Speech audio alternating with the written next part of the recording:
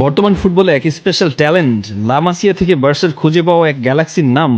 বয়স মাত্র 17, কিন্তু এই বয়সে মাঠে যা যা করেন সেটা সত্যি বিরল। লামাসিয়া থেকে উঠে এসে অনেক কিংবদন্তি ফুটবল বিশ্ব শাসন করেছেন। ফুটবল বিশ্বে অনেক ইয়াং ট্যালেন্টরা এসেছে, কিন্তু সম্ভবত লামিনের মতো ক্যারিশমাটিক কিছু করে দেখাতে পারেনি। বার্সার সবচেয়ে বড় এক্স ফ্যাক্টর লামিন।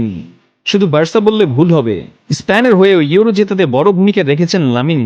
বার্সা স্পেনের মধ্যমণি এই 17 বছরের ছেলেটা, সে যে পরবর্তী ফুটবল বিশ্ব শাসন করতে এসেছে এর কোনো সন্দেহ নেই। মাঠে লামিন যা যা করেন তা দেখতে ঠিক ম্যাজিকের মতো। যে কেউ সমগ্র ছায়াপথ ঘুরে এসেও ব্রহ্মাণ্ডের সবচেয়ে উজ্জ্বল নক্ষত্র দেখতে পাবে লামিনের বাঁ পায়ে ট্রিভেলা পাসে।